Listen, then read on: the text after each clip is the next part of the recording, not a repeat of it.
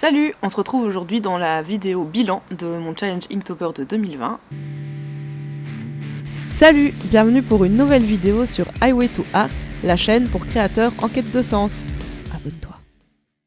On est début novembre et je suis dehors sur la terrasse parce que je voulais profiter du soleil et de la belle luminosité qu'on a. Dans cette vidéo, je vais dresser un peu le bilan de ma session Inktober 2020, qui ne s'est pas du tout passée comme je l'avais prévu, mais qui m'a réservé en réalité de très belles surprises et j'en suis très contente. On va en parler tout de suite.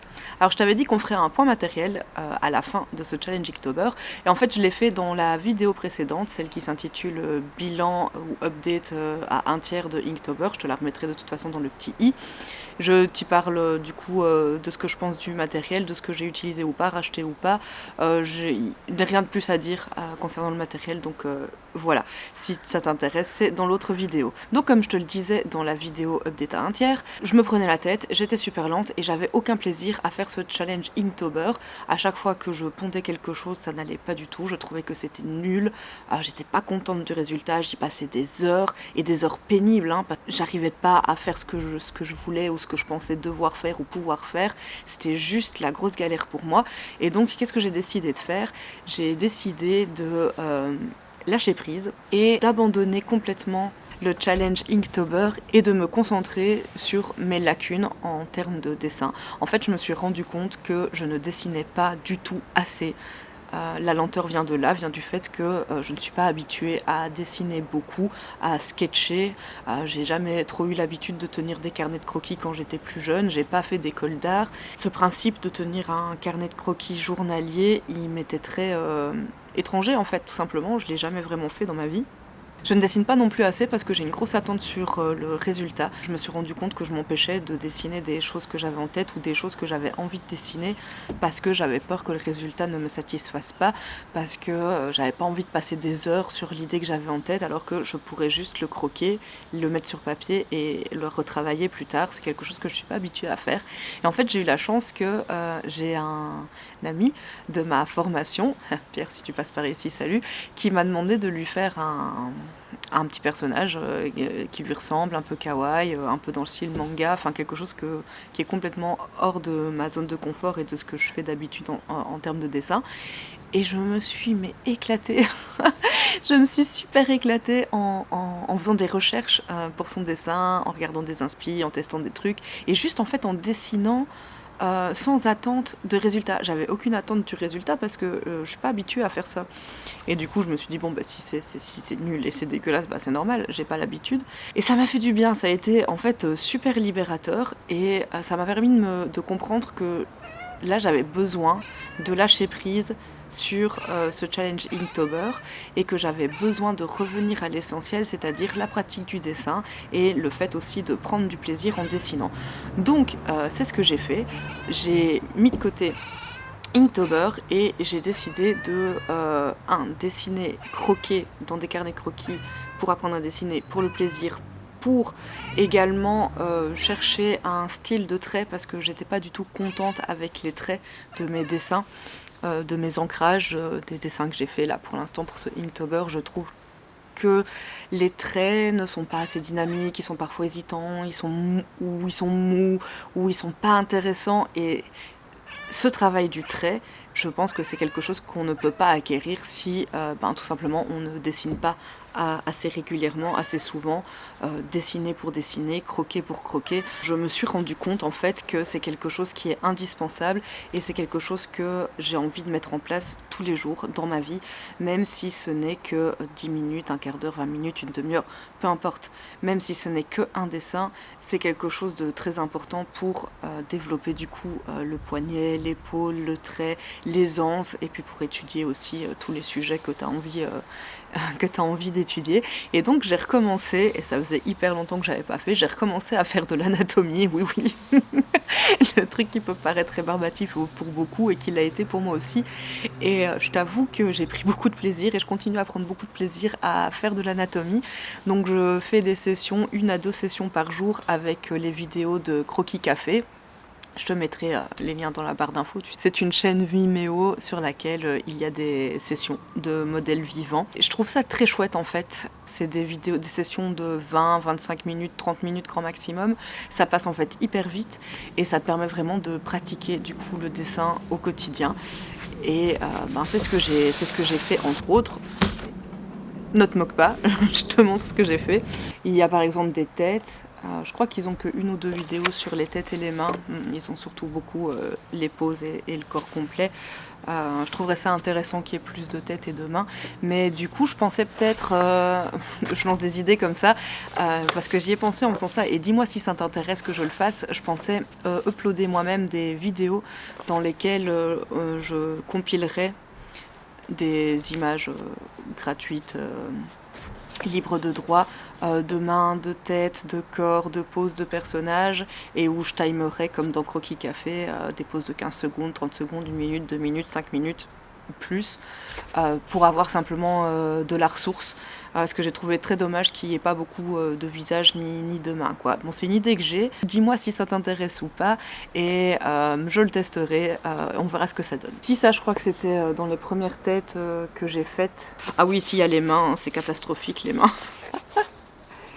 Voilà, assez catastrophique. Bref, décor dans tous les sens. J'ai aussi testé des choses comme ceci. Justement pour le style et pour le trait. Donc ce sont des champignons et des arbres. Là je me suis un peu lâchée sur le shape design.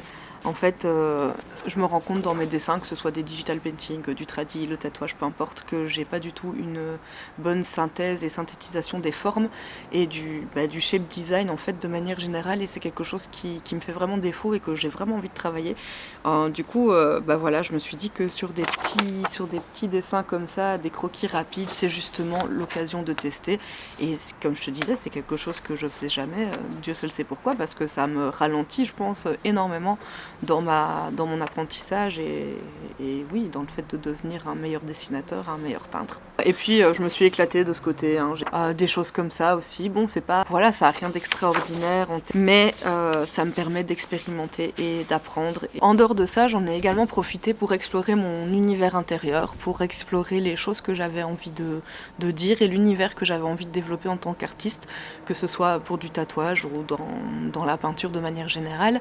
Et c'est une réflexion qui a été en fait étayée et nourrie par 2 reportages que j'ai vus. J'essaierai de te les retrouver, je te les mettrai en barre d'infos. Je crois que c'était sur Arte, un sur Jean-Pierre Basquiat et un sur Frida Kahlo. Et ça a vraiment nourri ma réflexion sur qu'est-ce que l'art, mais surtout qu'est-ce qu'un artiste. Est-ce qu'un artiste c'est un technicien hors pair ? Ou est-ce qu'un artiste, c'est quelqu'un qui a une vision unique du monde? Ou est-ce qu'un artiste, c'est quelqu'un qui a des choses à dire et qui les exprime d'une certaine manière? Est-ce qu'un artiste, c'est tout ça à la fois? Bref, ça m'a vraiment permis de réfléchir sur... qu'est-ce qu'un artiste? 2, pourquoi je crée? Pourquoi moi je fais de l'art? Et 3, où je veux aller avec mon art, qu'est-ce que je veux dire, quel est le message que je veux porter, quelle est ma voix tout simplement. Ça et le fait de lâcher prise sur le résultat, ça m'a autorisé à explorer un peu plus mon univers intérieur et c'était en fait c'est hyper intéressant et je suis qu'au début de ce chemin et j'ai hâte de continuer à l'explorer. Du coup, j'ai quand même continué à dessiner un peu pour Inktober. J'ai produit quelques petits dessins, pas grand chose, mais je peux te les montrer. Ça, je me rappelle que c'était le jour pour Rongeur. Là, je me suis pas mal éclatée, j'avais envie de raconter une histoire, j'avais envie de faire un truc un peu mignon, j'avais envie de faire quelque chose dans ce genre-là, c'est quelque chose que je fais jamais, ça m'a pris du temps, vraiment, alors que c'est un bête petit dessin, mais ça m'a pris du temps. Et ensuite, voilà, j'ai continué des planches comme ça, là c'est des champignons, voilà, des champis qui fument ou qui mangent des champignons magiques. Ouais, là aussi... Du coup, comme tu peux voir, j'ai laissé tomber l'idée de mettre de la couleur dans ces dessins-là, en tout cas pour l'instant, parce que je n'arrive pas à retrouver le style d'ombrage, d'aplat de couleur, de façon de mettre la couleur qu'on peut avoir sur un tatouage. Je pense que je pourrais le retrouver avec l'aquarelle, mais c'est pas quelque chose que j'ai envie de faire dans ces carnets-là. Si tu veux savoir pourquoi, c'est dans la vidéo précédente. Du coup, je me dis que la meilleure option à faire, et c'est ce que du coup je vais faire pour la suite, parce que ok, Inktober c'est terminé, mais mon projet de faire un book de tatouage et de m'essayer au tatouage, lui, il n'est pas terminé, et j'ai bien l'intention que ça continue. Donc on va continuer ça ensemble ici, et du coup j'ai 2 pistes pour continuer à faire ça. La première piste, c'est de continuer à dessiner des tatous, mais des choses beaucoup plus traditionnelles dans le tatouage. Je vais faire des planches de fleurs, de roses, des crânes, des encres. Bon, ok, tout ça c'est cliché, mais j'ai envie de vraiment affiner ma patte, mon trait, mon style et mon dessin de tatouage sur des sujets très populaires dans le monde du tatouage. Donc ça, c'est ce que je vais faire dans mes carnets. Je me suis aussi rendu compte que en fait, je fais des dessins beaucoup trop grands. Les tatouages, c'est pas si grand. Enfin, bien sûr, il y a des grands tatouages, mais il y a aussi beaucoup de petits tatouages. Et moi, je dessine en assez grand. J'ai du mal à dessiner petit. Donc c'est quelque chose que je vais travailler également. Et on en revient toujours à la même chose, à la simplification des traits et en fait au shade design, à qu'est-ce que j'ai envie de ressortir ou pas, qu'est-ce qui est important pour moi, et on en revient à qu'est-ce qui est ma voix. Et la deuxième chose, c'est que du coup, j'ai décidé d'acheter mon premier ou mes premiers dermographes. En fait, j'ai pris il y a quelques semaines ou mois maintenant un cours de tatouage sur domestika.org, je pense. Je te mettrai aussi en barre d'infos si ça t'intéresse. J'ai commencé à visionner le cours et en fait maintenant, juste après, il faut s'entraîner et donc pour ça, il faut un dermographe. Comme j'y connaissais rien, évidemment, dans le cours, la tatoueuse qui donne le cours en parle un petit peu, mais je suis allée au salon de tatouage, dans un salon de tatouage ici à Bruxelles, et j'ai parlé, voilà, tout simplement avec la tatoueuse.